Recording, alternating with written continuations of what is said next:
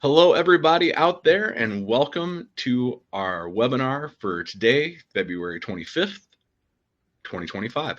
Excited to be with you today. I'm 𝘹𝗵𝘁, developer advocate at GitGuardian, here to answer any and all questions you have around what we do here, but very happy to host our guest today. But before we introduce him and before we get going, want to say, one, thanks for being here.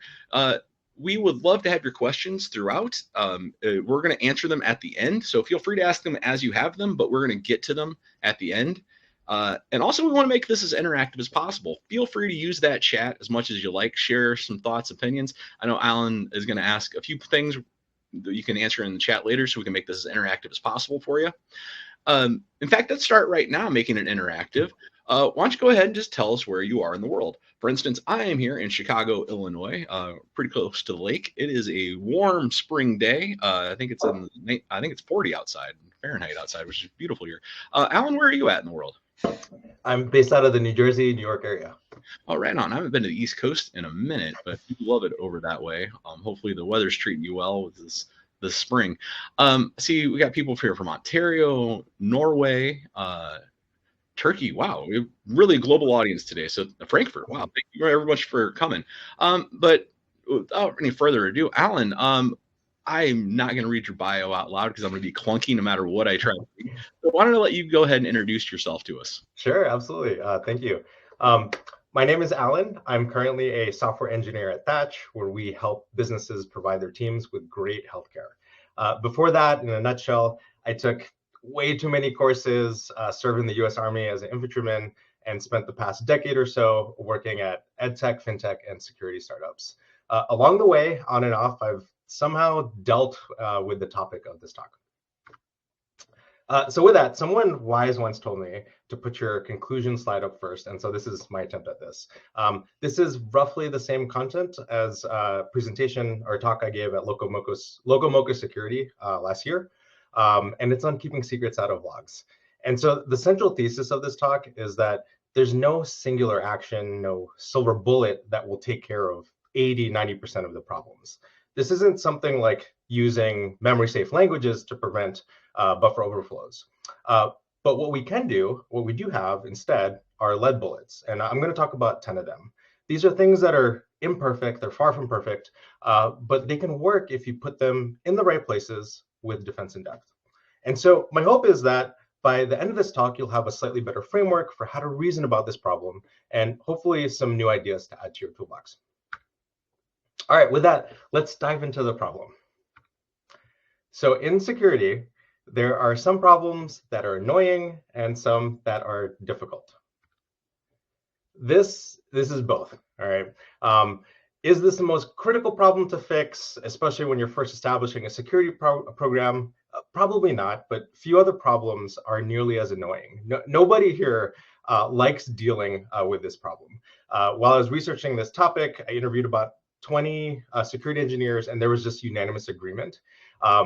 Post in chat, I'd love to hear your thoughts if you agree or disagree that this is an annoying problem.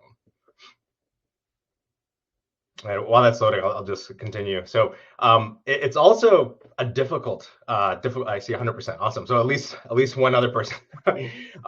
So it's also a difficult problem to deal with, but not even in like the fun kind of like technically challenging way. Once you find secrets and logs, it's usually pretty easy to determine how they got there. However, it's also surprisingly elusive to prevent, and they crop up in incredibly unexpected or surprising ways. All right, a few more agreements. Awesome. Okay, so secrets mean a lot of different things to a lot of different teams. Here, I'm going to use it interchangeably with sensitive data, basically stuff that you want to keep confidential. And so what's so frustrating about this is the full spectrum of potential impact when you end up breaching that confidentiality. The best case here, all the way on the left, you log some isolated credential, like say an API key or token, which you can rotate immediately and just move on with your day. In the worst case, all the way on the right, you might log something that an attacker can use to do real harm. And then somewhere in between, where I think or suspect that most of the incidents lie, where you have secrets that you can't rotate yourself or you can't rotate at all. These are things like PII, social security numbers. You can't rotate those, and customer passwords, which are reused in other places because of course they are. And depending on your policies, your threat model, you might choose to or be obligated to notify your customers. And that is a very painful experience because you could be doing absolutely incredible things with your security program and encrypting your data with military-grade encryption and so on. But logging can bypass all of that. And it can degrade trust in your systems and in your company. And it feels unfair because it only represents a fraction of your security story.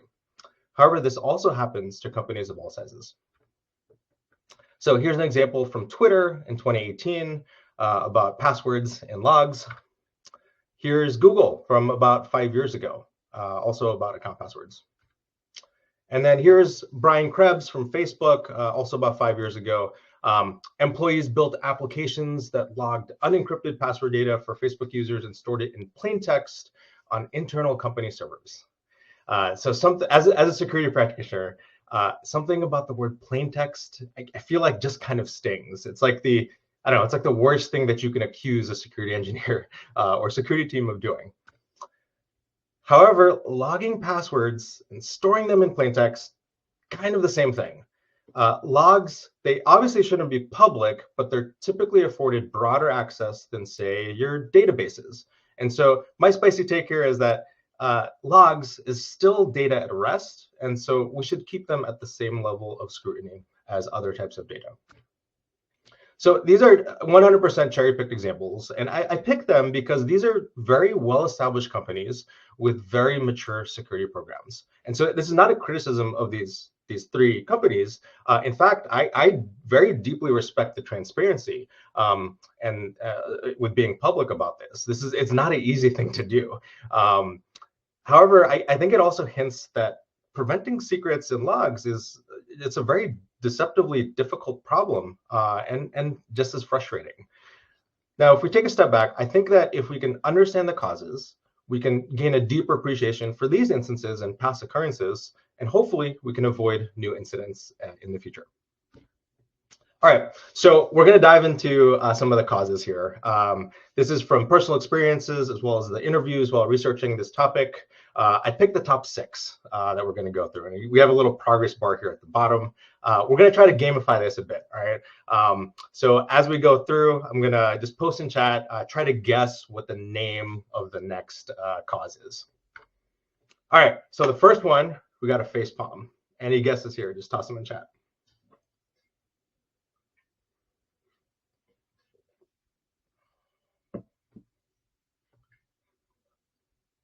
See, several people are typing. Debug log that stayed. Bingo. All right. Direct logging. All right. This is the most obvious and face palm one. So sometimes it's well-intentioned, but also accidental. Like here on the right, you have a developer that really just wants to debug their session cookies in their local environment, but then they accidentally commit and deploy it, and now it's in prod. All right. Sometimes this also might come from an uninformed position where the developer just actually doesn't know any better, right? Or they don't know that it's wrong to log these things, log these sensitive things. So typically these are fairly easy to trace down to the exact line of code or commit that introduced it. For this example, you can like literally grep the code base for session here, and you're going to find this exact line almost instantly. All right, next example. Maybe you've seen or written code like this before. What we have here, you have an API client that fetches some data, and the exceptions are logged for debugging purposes. What happens here? Does anyone know?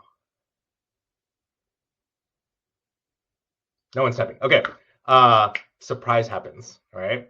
Ask me how I know, or ask anyone who used the Google SDK in this manner.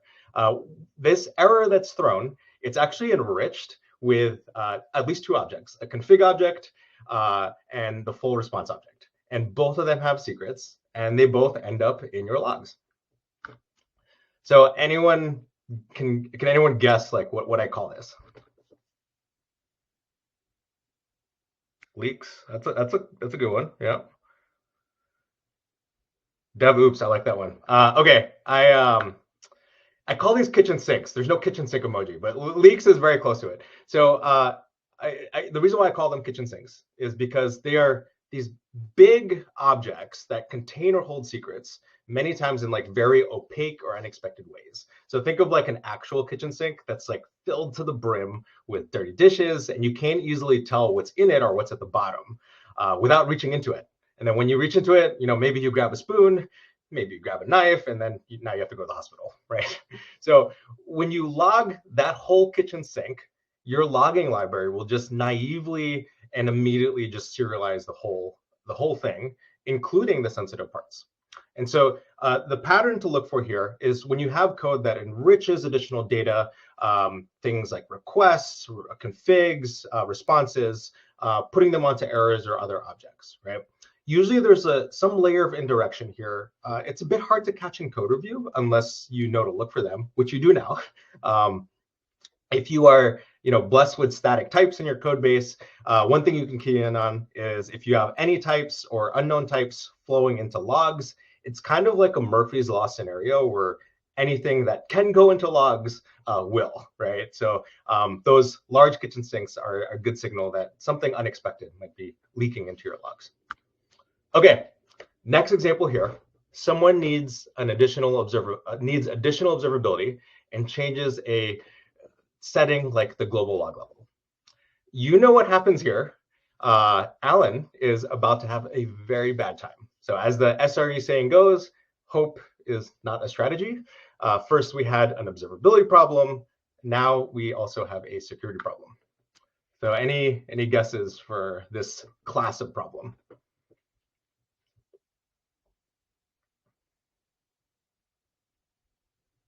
Big data dog. Bad configs. Yeah, config changes. There we go. So in that example, that totally never happened to me ever. Production was built around an assumption that log levels were set to warn and above. But once debug is flipped on or enabled, all these new log messages just start surfacing. And so this arises from systems that were built with one set of assumptions, but then some type of like low-level modification moves it from a known state into an unknown state. And so you often see this with low-level utilities, things like configs, HTTP middleware, or even some central piece of infrastructure, like say like a load balancer or something like that. Usually these are singletons they're difficult or costly to test. And unfortunately, like you usually only find out about these at runtime, right? Like after a deploy. The upshot here is that these are usually pretty loud, and they're usually quick to discover, they're quick to fix, but after the fact, the cleanup can be a bit painful. Okay, number 4, I'm going to totally skip the guessing part here because I just made up this term, but it's this notion of embedded secrets, right? It's where you have secrets that are coupled to, embedded into, and baked into more general formats. Things like URLs or remote procedure calls. They stem from secrets that were designed into messages or systems, and they can't easily be decoupled. So the example here on the top right, which you've probably used some type of code like this before, we have a magic login link handler where a user can click a link that's in their mailbox, and then they're just like instantly logged into the web application. The code here, I think this is Express or TypeScript code. There's no code here that actually logs anything, but you will actually end up finding those secrets and those magic links in your HTTP logs, right, at your load balancer or your app above the app tier. So these stem from fundamental designs that they just don't take logging into consideration, and the sensitivity of the message gets lost out of context and somehow gets logged in some other system or some other layer. All right, second to last example, we have some Python code here where we're connecting to a database. We're very specifically and intentionally not logging the error object, and we have a finally block here just to ensure that we just always close out the database connection. Any guesses here? How can dbpass make it into logs? Or dbpass is the database credential or password. Any guesses on this next class of errors?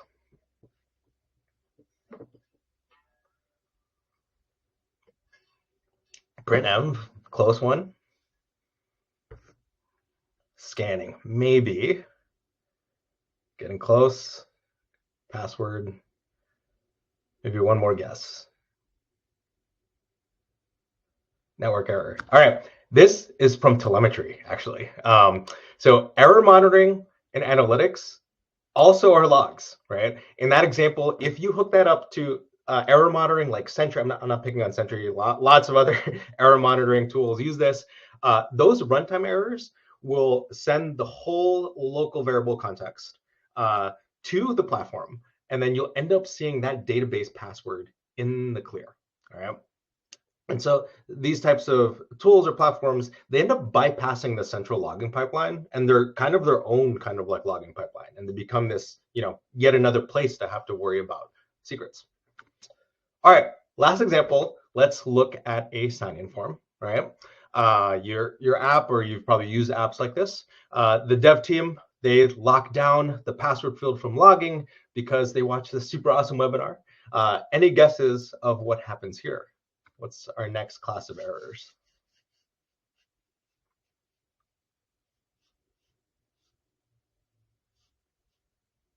All right, no guesses. User input. All right. So users will end up jamming their passwords into the wrong fields. All right.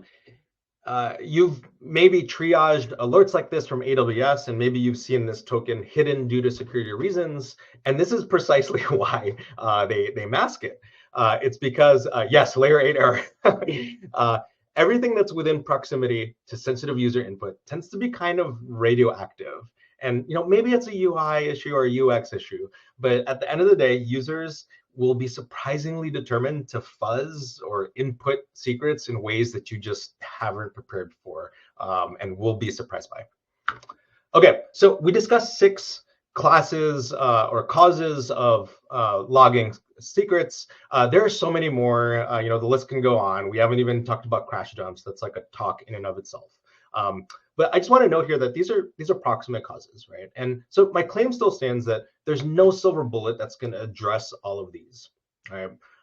So with that, I think what we can do is we can talk about what we can use is our lead bullets, right? And so we're going to talk about 10 different types of fixes. Some of these are obvious. Maybe they're things you're already doing. So I'm going to try to do a slight focus on things that might be newer to you, but we have a very diverse audience here, right? With that, I think it is worth starting with the basics. All right, so the first and foremost one is the most basic. It's data architecture and understanding that this is a data flow problem, right?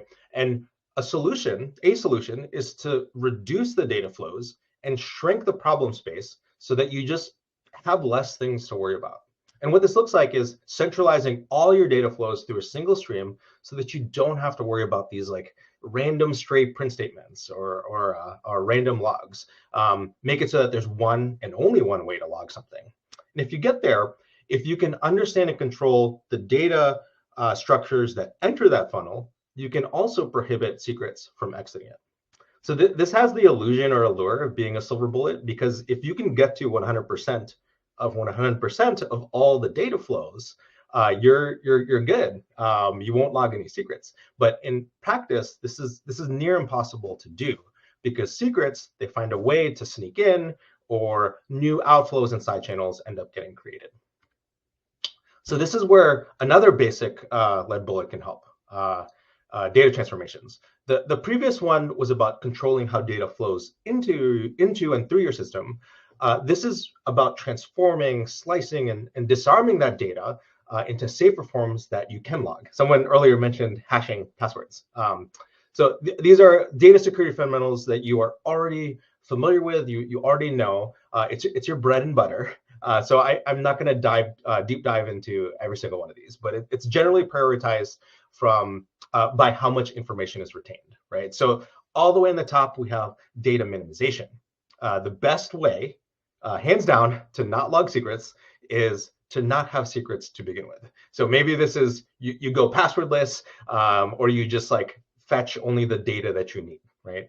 You don't fetch the secret stuff. Next best thing, I think, is redaction, where you just, like delete it or mask it, or sorry, not mask it. You delete the whole thing, or you redact it.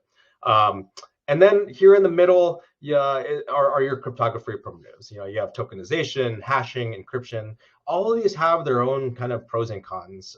Perhaps the most important question at the end of the day is to, are you even doing this cryptography correctly, right? And then dead last, I put this dead last, is masking, all right? It's where you leave parts of the secret intact. Maybe it's like the last four of a credit card number or hopefully not password. So maybe this works for you. Maybe it doesn't. Maybe you get in trouble and you go to jail. All right, so leave that as it is. When these techniques work, they generally work really well.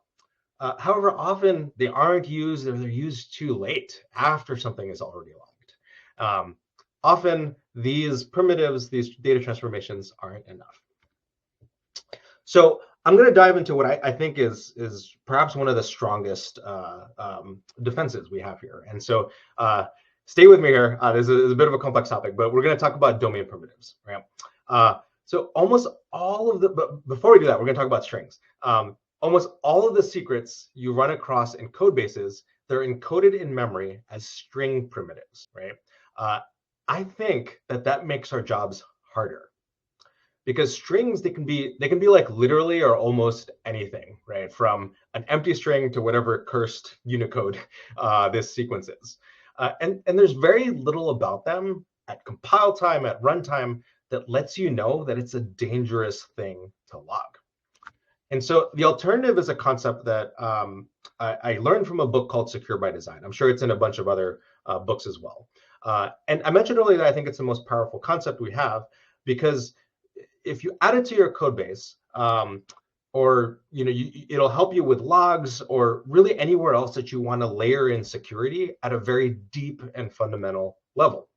You could think of them as these like basic building blocks that wrap or hold secret values, and they provide security invariants that basic string primitives can't. So if you can shift your frame of mind from this view of, strings, any string could be a secret. If you shift from that to, well, secrets are secrets, I think that makes things a lot easier to reason about and protect. All right, so let's look at an example here. Let's look at how this might help at compile time, and how you can use this to give your developers immediate feedback. I'm going to gloss over a ton of details here because I don't want you to focus on the implementation.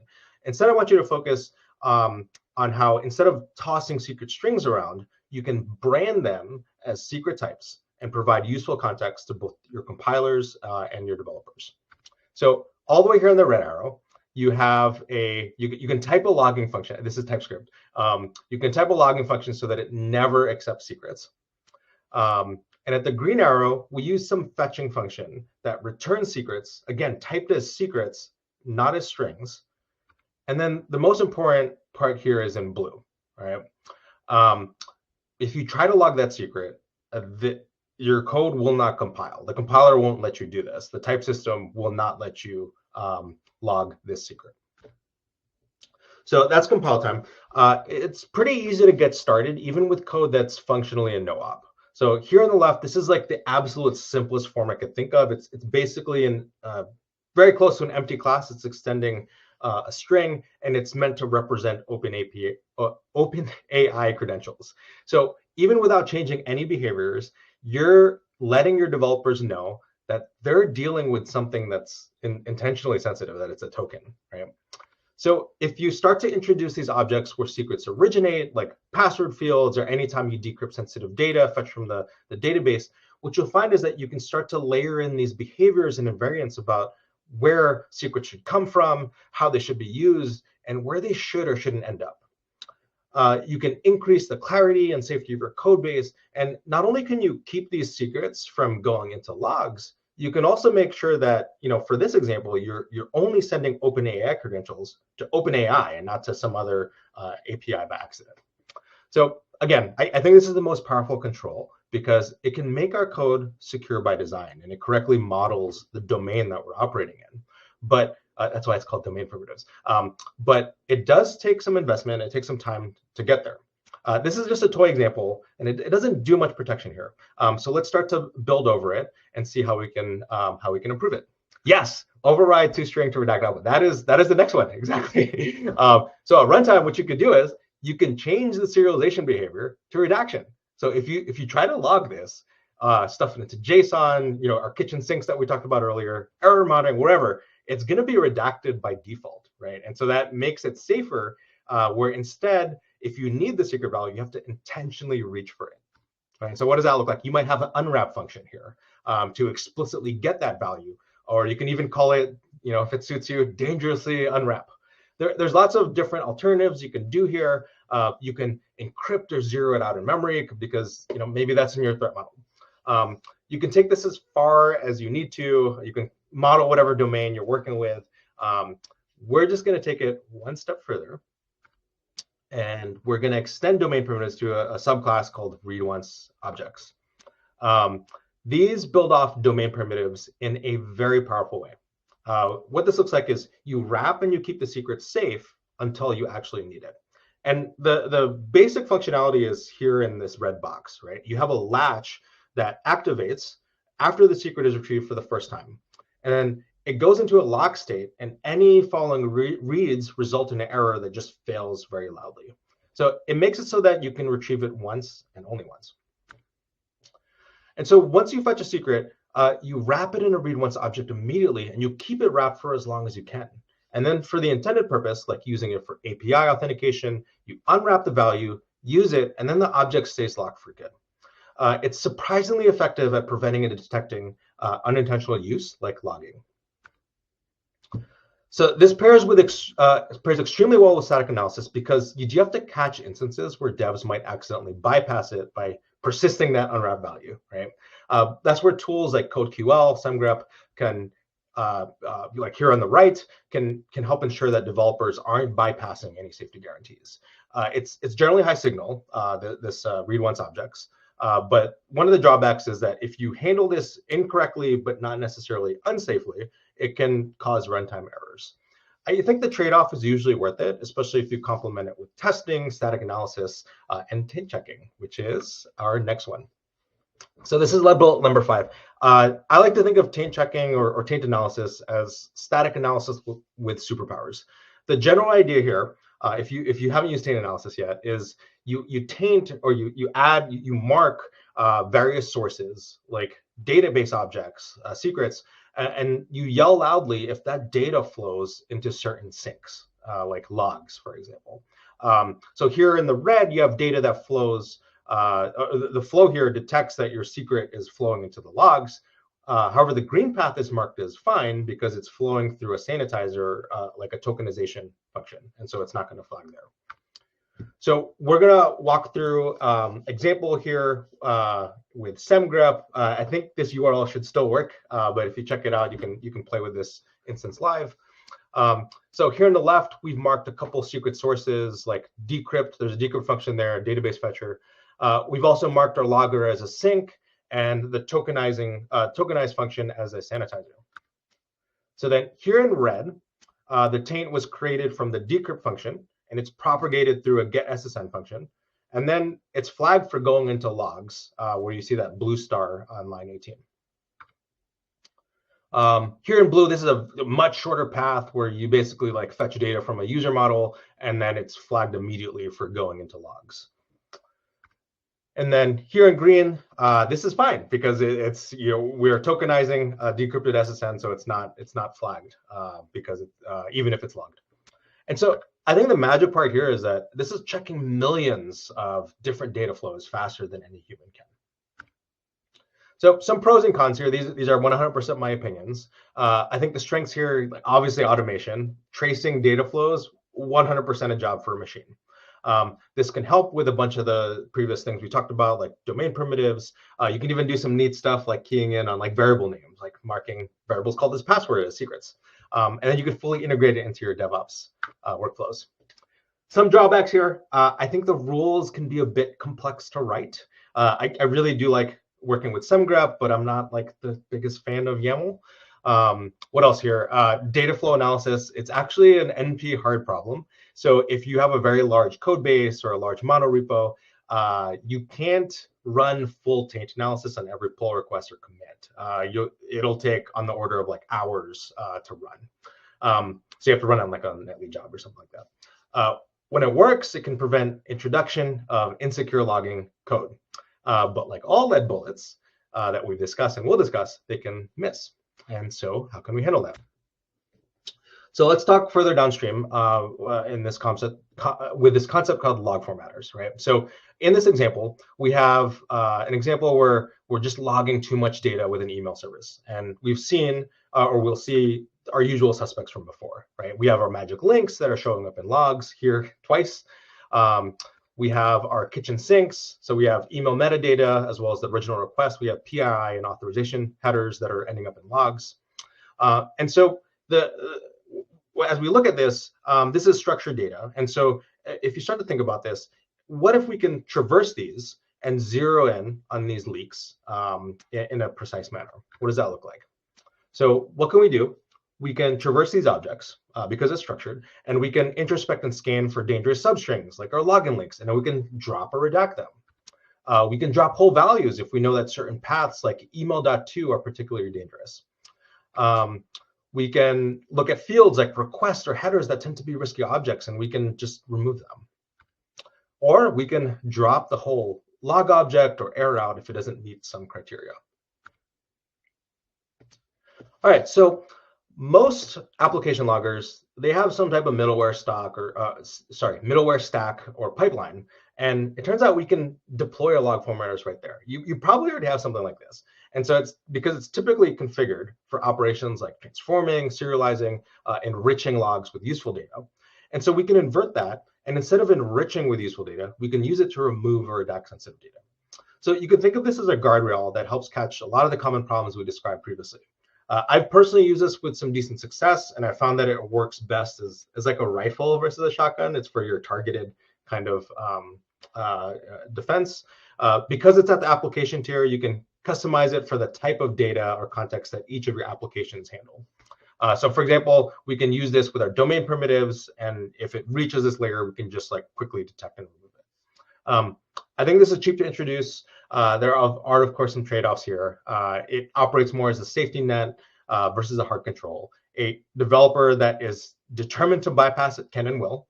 And there are also some deeply unfortunate ways that this can go wrong. So let's talk outages. So performance here is critical, right? Because the log formatters are very low level in your application stack. And so a hypothetical scenario here is that if you're traversing the objects and those objects before deserialization, and these objects have references that are potentially cycles or have very high fan out, you might end up in a scenario where you're traversing your objects combinatorially and recursing infinitely until your web app just crawls to a halt. All right, so I actually did this, and this is the first and hopefully last time that I shipped combinatorial code to production. Actually, it didn't go to production. It was stopped in staging, so staging did its job. But it is a gotcha to worry about. Other gotchas, if you have regexes that can cause some type of like self-redos, that can totally happen. Or more pragmatically, if you redact way too much stuff to the point that your logs are useless. So I think more or less that these risks, they can be mitigated with solid unit testing. So that's our next slide bullet, hooking into and using the existing test suite that's already there to our advantage. So what you could do is you could take all the tools we already covered, and instead of like detecting or redacting secrets, you could just ramp up the sensitivity to the maximum in our test environment so that it fails our errors loudly.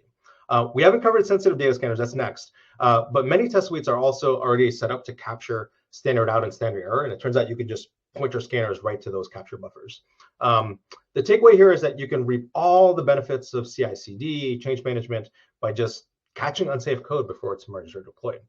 The trade-off here, of course, with testing is that you're highly dependent on test coverage and if those data paths are actually exercised and executed.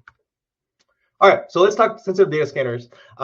These are fairly blunt, but very effective at discovering and removing sensitive data. I'm not going to dive too deep here because it does seem like many teams and awesome vendors like GitGuardian focus on this as a solution. So instead, I'm just going to pose a few questions to help you reason about some of the trade-offs.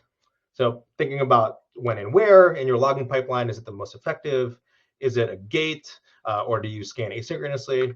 Do you want to detect, or do you want to bias towards masking and redaction? How will your team handle and deal with false positives? How far do the general out-of-box rules take you? Can you tailor it specific to your usage patterns? Can you verify the credentials?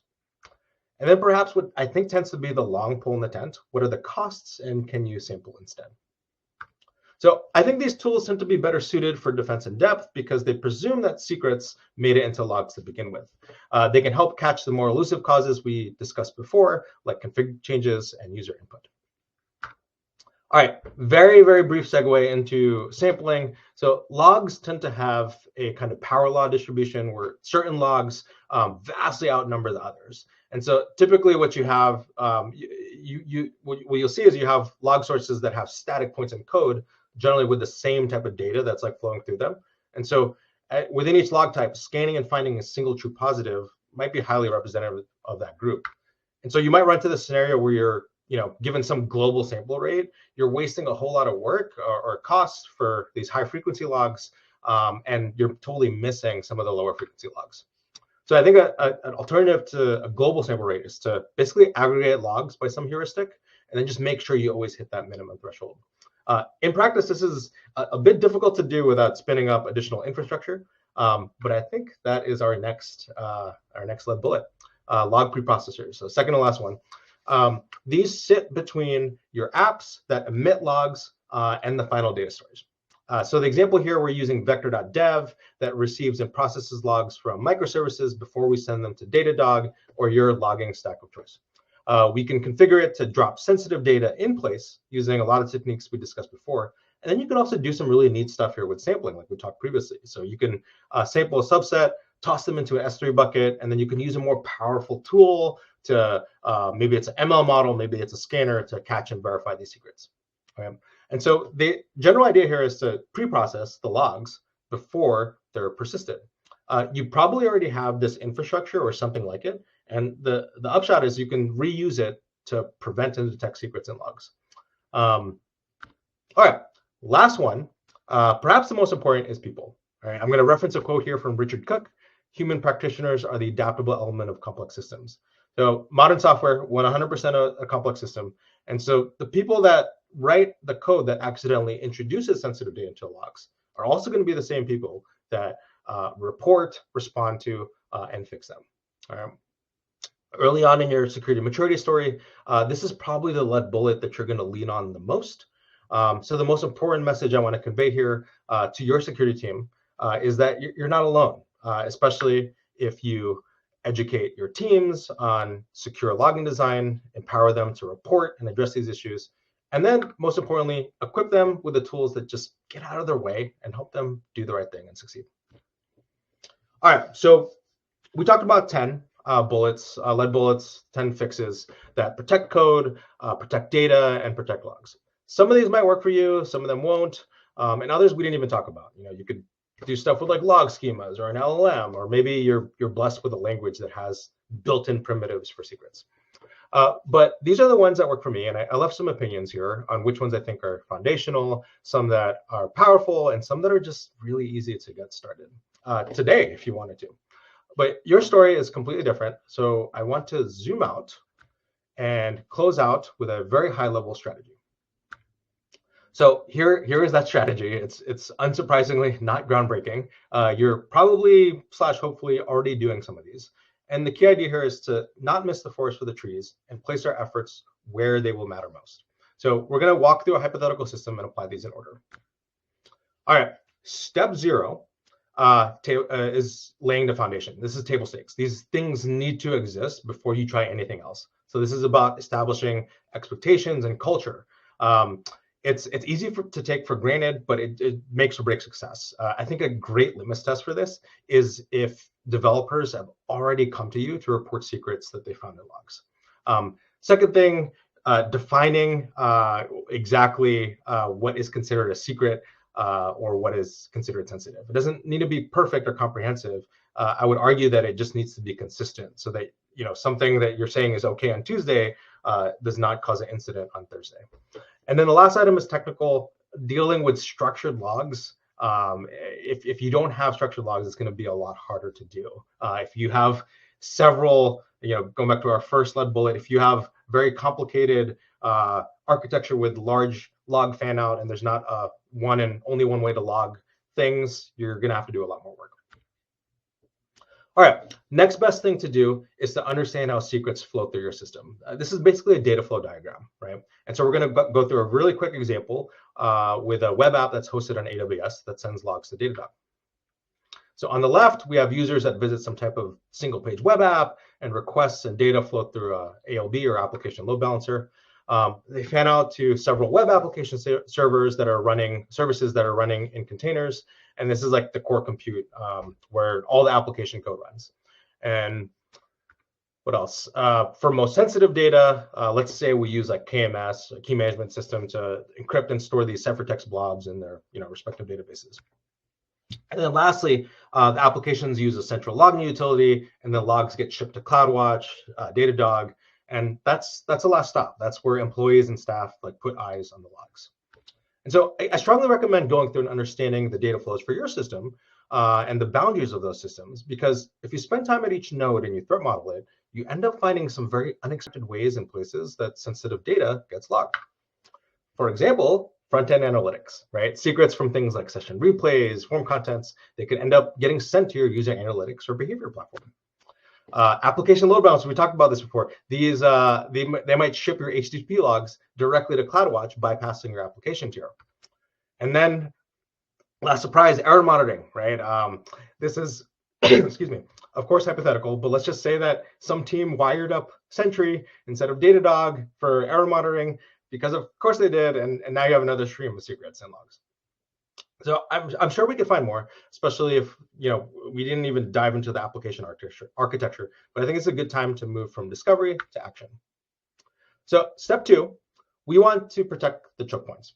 So if some flow isn't going through that choke point, like our rogue team that introduced this new offshoot into prod, we get rid of it. We get that team, we help them, we get them onto the paved path of the blessed, the standardized logging pipeline.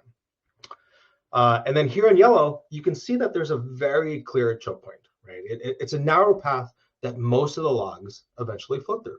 And so that is where most of our lead bullets should go. So here's that same choke point, and it's just kind of like splayed or laid out horizontally, so it's easier to see. And I also added CI/CD on the left because that's how code is introduced into our application here.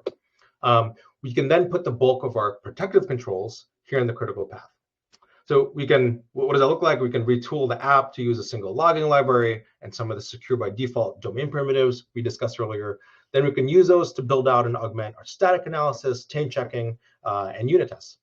You could look at this as kind of like our frontline defense. Now, step 3 is about adding depth to that defense. And I'm going to quote verbatim here a post by 𝗹𝗹, because I really like how he just crystallizes what defense in depth means. Every preventative control should have a detective control at the same level and/or one level downstream in the architecture. Our controls shouldn't simply be overlapping, but they should be mutually supportive. Something always has something else's back. So what we could do is here, we can add our downstream components in depth. Some of these are preventative, some are detective.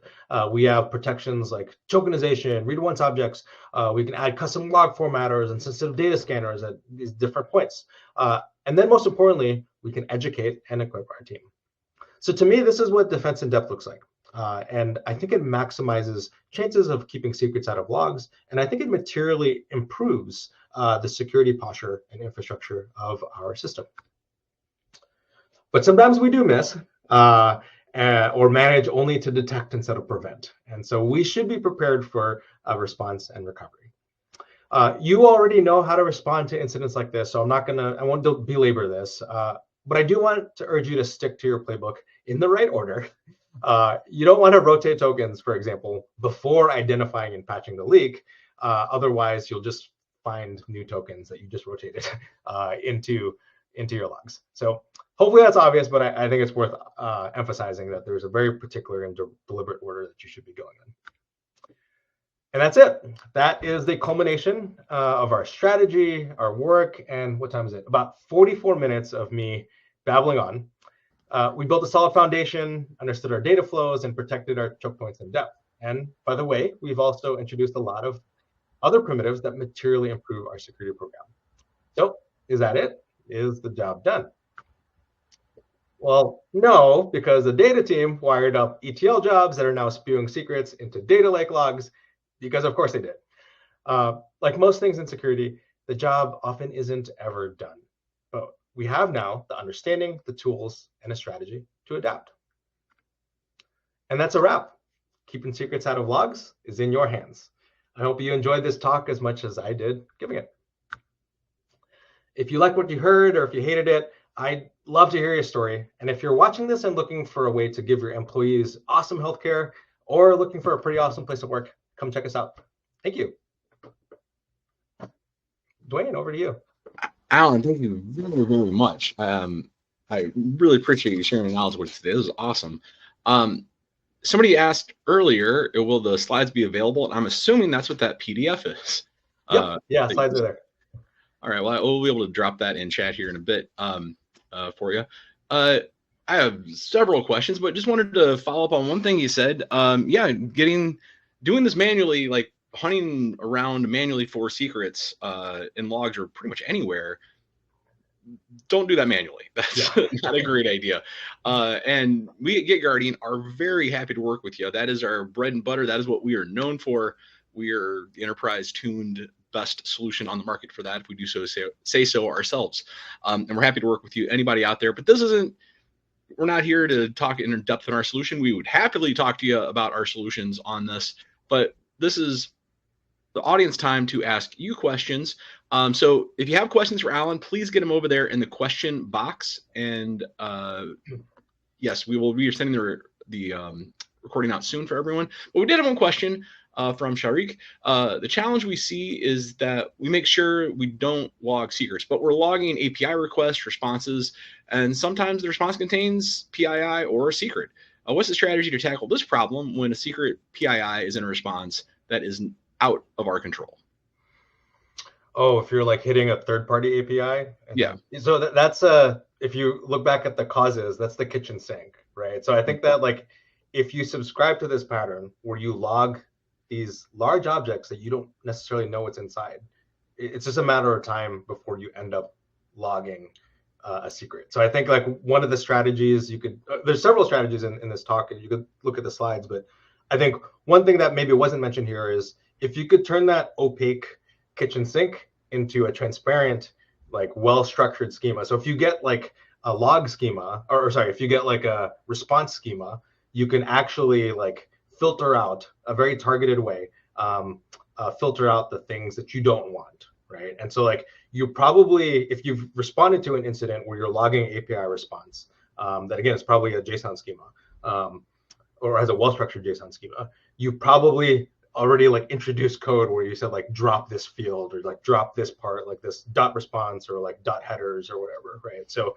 I think the preventative way to look at that is like you try to avoid the kitchen sinks, right? You want to make sure that your things that are opaque, you make them transparent. You make sure you understand the things that are going into your logs before you log them. Hopefully I answered the question. Let me know if I did it. All right, we'll see what they say.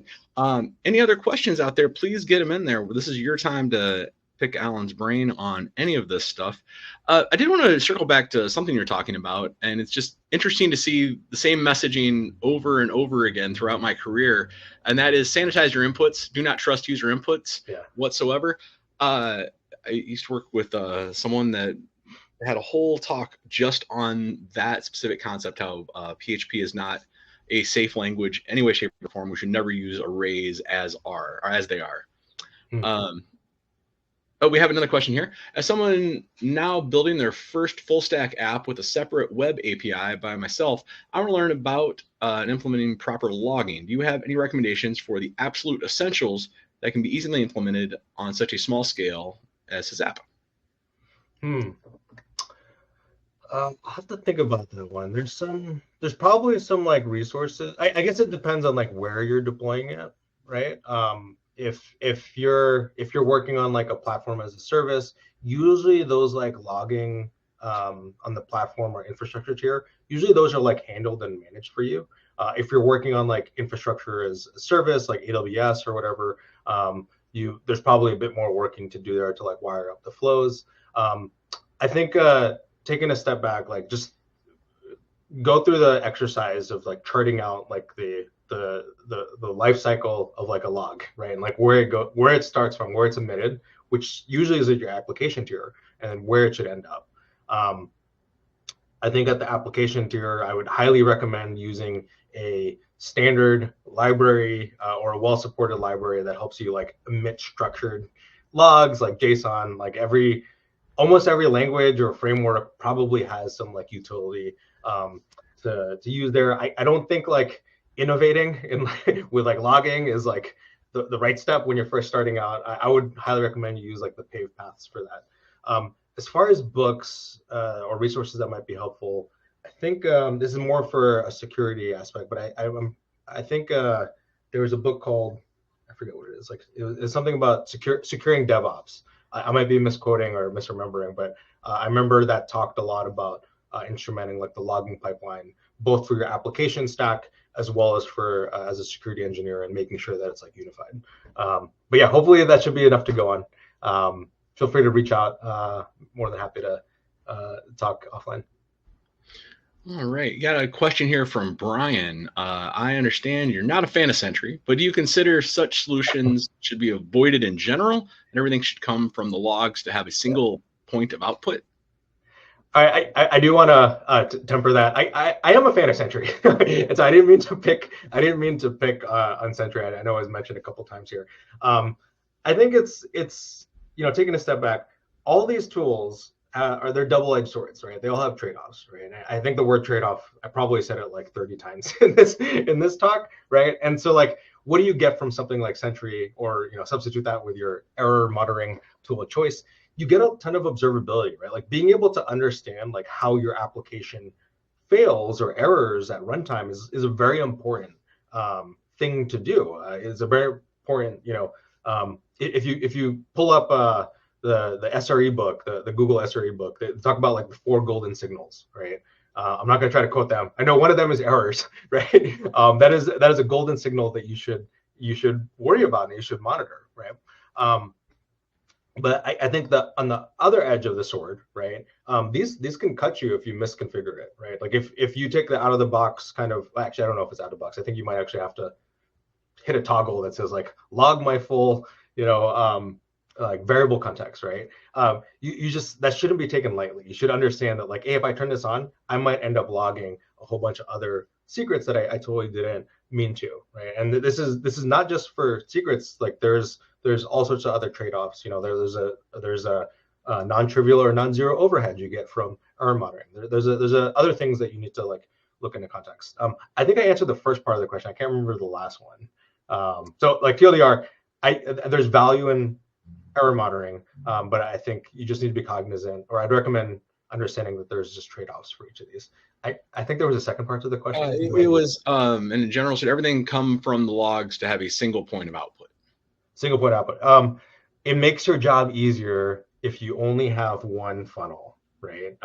Is it always practical or pragmatic? Like maybe not. Like as soon as you hook up error monitoring, that's another offshoot, right?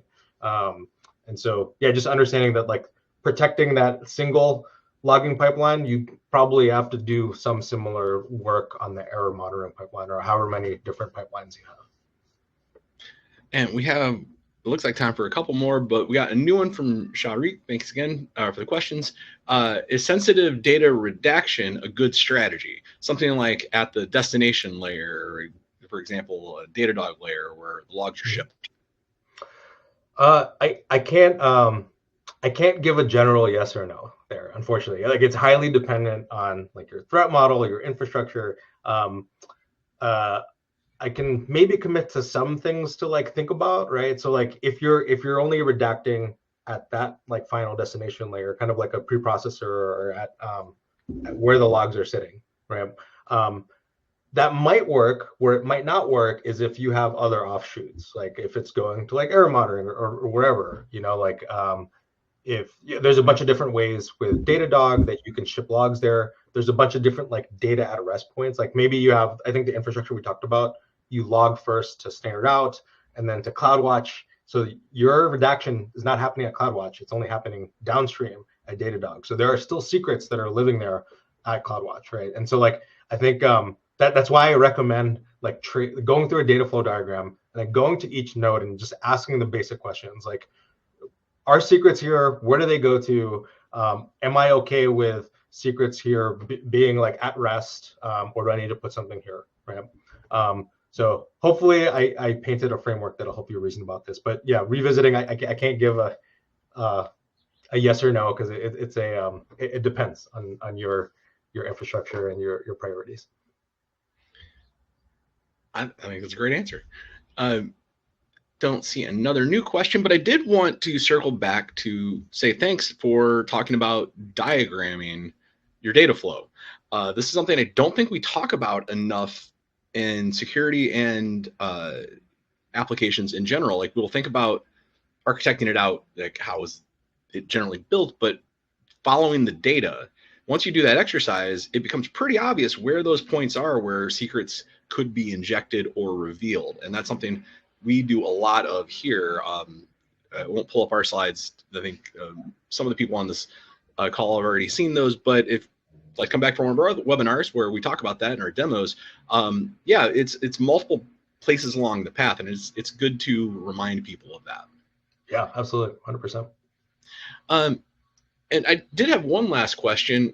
You talked about getting buy-in, getting consensus as you move forward here. So you've talked a lot about the technical implementation solutions of this, which is good because we have to technically implement these things. But how much is this is on the shoulder of the developer versus the architect? Where do you see the, like, I know we have to solve this together, but who should be leading this charge? Who should be, how do you have that conversation? If you're, let me phrase it that way just for sake of time. If I'm a developer, I'm like, this is a great idea, we need to do this. How would you go about building that consensus in a medium large team? So I think like the absolute like base tier of like Maslow's hierarchy, or like the foundation is understanding the culture, right? Like, and I think that like drastically changes like what the next steps are, right? Like if people don't care, like if your team does not care about logging secrets, it's a totally different strategy, right? You need to fix that first, right? Where you need to do the security thing, the security engineer, the security practitioner thing of like painting the picture and saying like, hey, these are the risks, like this is why this matters, right? That's I didn't go into that, because that's like a whole thing in and of itself, like that what's that quote? It's like no matter what they tell you, at the end of the day, everything is a people problem, right? I think these are one of the things where it's like this is a people problem where you need to make sure that like those conditions are set for success. Otherwise, none of these technical solutions, none of these frameworks will like help you unless you have that base tier of culture. So I think that if you do have a positive culture, right, I think it just comes down to empowering people to like help fix this, prioritizing it. At the end of the day, this is a tough thing to prioritize because it's probably not like a P0 or P1 or top priority thing to do. But that's also dependent on the type of credential that you're logging, right? So I think it's easier if you have like if there's a lot of high priority on it. If it's not, and it's something that just keeps getting like kicked, like the can's getting kicked down the road, I think you can do a lot of like what I call like value bundling, right? Like all the infrastructure that we talked about here, these don't just provide benefit to keeping sensitive data out of logs, they help materially improve various parts of your security posture, your infrastructure. And then so you can paint the picture where it's like, okay, this is very high ROI. Yes, it will solve like this part of the problem with sensitive data and logs. It'll also solve these like 3 or 4 other things, in security and reliability, all these different aspects. So I would recommend like bundling that value. Yeah, hopefully that's a good answer. That's how I would approach it.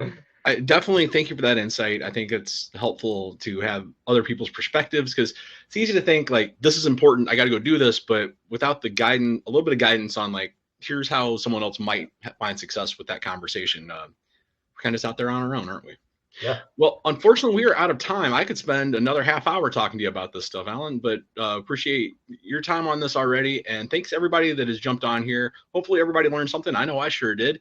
And stay in touch with us. Make sure you connect with Allan out there on the internet. And thank you everybody for coming. Thank you, everyone. Take care. Bye now.